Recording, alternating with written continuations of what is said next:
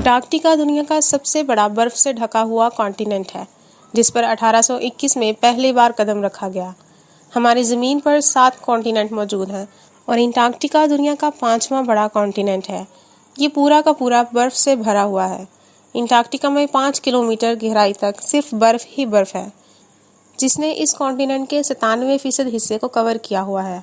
یہ کانٹیننٹ پورے 1,36,00,000 مربع کلومیٹر پر پھیلا ہوا ہے، جس میں پاکستان جیسے 17 ممالک اور انڈیا جیسے 4 ممالک فٹ آ سکتے ہیں۔ انٹارکٹیکا میں اتنی برف ہے کہ اگر وہ ساری پگھل جائے تو دنیا بھر کے سمندروں کی سطح میں 200 فٹ تک اضافہ ہو جائے گا۔ دنیا کے فریش واٹر کا 60% حصہ انٹارکٹیکا میں آئس شیٹس کی فارم میں موجود ہے۔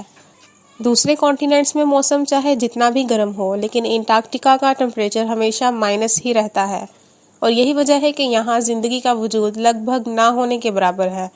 پورے انٹارکٹیکا میں صرف 2 ATM مشینز ہی موجود ہیں۔ یہاں گرمیوں کے 6 مہینے مسلسل دن رہتا ہے اور سردیوں کے 6 مہینے مسلسل رات رہتی ہے۔ انٹارکٹیکا میں کوئی ٹائم زون فالو نہیں ہوتا اور نہ ہی اس کانٹیننٹ پر کسی کنٹری کا قبضہ ہے۔ کئی دنوں تک سورج طلوع اور غروب ہونے کے بغیر یہاں ٹائم کا اندازہ لگانا مشکل ہوتا ہے۔ یہی وجہ ہے کہ انٹارکٹیکا پر کوئی بھی ٹائم زون فالو نہیں کیا جا سکتا۔ کئی لوگوں کا کہنا ہے کہ انٹارکٹیکا کی اس برف کے نیچے کئی راز چھپے ہوئے ہیں۔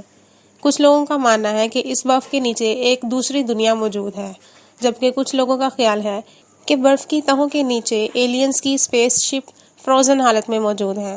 11,000 سال پہلے ایک ایسا نیچرل ڈیزاسٹر آیا تھا جس کا نشانہ ایک ایسا شہر تھا جس کے لوگ خود کو خدا سمجھتے تھے، اور یہ شہر کوئی اور نہیں بلکہ اٹلانٹس تھا۔ کہا جاتا ہے کہ انٹارکٹیکا کا گمشدہ شہر بھی انٹارکٹیکا میں برف کے پہاڑوں کے نیچے کہیں کھویا ہوا ہے۔ برف کے اس کانٹیننٹ میں ایسے راز موجود ہیں جن کے بارے میں کوئی سوچ بھی نہیں سکتا۔ پچھلے کئی سالوں سے ریسرچرز اور سائنٹسٹ انٹارکٹیکا کے چھپے رازوں کو ڈھونڈ نکالنے کی کوشش میں لگے ہوئے ہیں، اور اس ریسرچ کے دوران ریسرچرز نے ایسی چیزیں ڈسکور کی ہیں جس نے ان رازوں کو فاش کرنے کی بجائے اس کانٹیننٹ کو مزید مسٹیریس بنا دیا ہے۔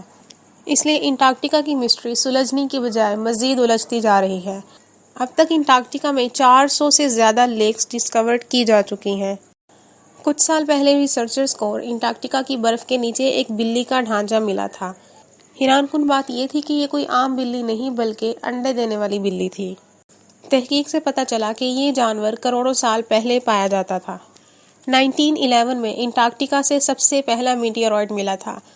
اس کے بعد سے آج تک یہاں سے ہزاروں میٹیورائٹس دریافت ہو چکے ہیں۔ میٹیورائٹس پتھر کے ایسے ٹکڑے ہوتے ہیں جن کا تعلق ہماری زمین سے نہیں ہوتا، بلکہ یہ خلا سے ٹوٹ کر زمین پر آتے ہیں۔ سائنسدانوں کے مطابق ان میں سے کئی میٹیورائٹس تقریباً 7,000 سال سے بھی پرانے ہیں۔ سن 2015 میں انٹارکٹیکا پر ایک چھوٹا سا میٹیورائٹ دریافت ہوا تھا۔ تحقیق کے بعد یہ پتہ چلا کہ یہ میٹیورائٹ کہیں اور سے نہیں بلکہ مارس سے آیا ہے، کیونکہ اس کے اوپر کچھ ایسے کیمیکلز موجود تھے جو مارس پر ہوتے ہیں۔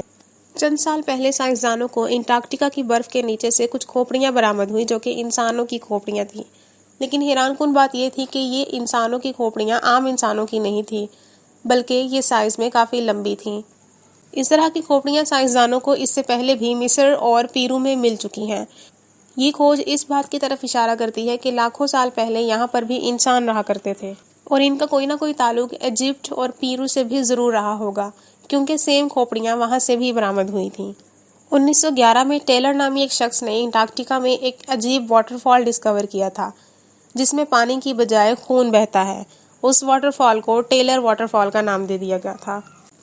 کئی سالوں تک تو یہی مانا جاتا رہا کہ اس گلیشیئر میں خون بہتا ہے، لیکن ریسرچ کے بعد پتہ چلا کہ اس گلیشیئر کے نیچے پانی کا ایک بہت بڑا ڈیم ہے، اور اس پانی میں سمندر کے پانی سے بھی 3 گنا زیادہ سالٹ موجود ہے، اور اس کے علاوہ پہاڑوں سے نکل کر آئرن بھی اس پانی میں شامل ہو جاتا ہے، اور جب یہ پانی گلیشیئر سے باہر نکلتا ہے تو پانی میں موجود آئرن ہوا میں موجود آکسیجن سے مل جاتا ہے اور آئرن آکسائڈ بنا دیتا ہے، جس کی وجہ سے پانی کی رنگت سرخ ہو جاتی ہے۔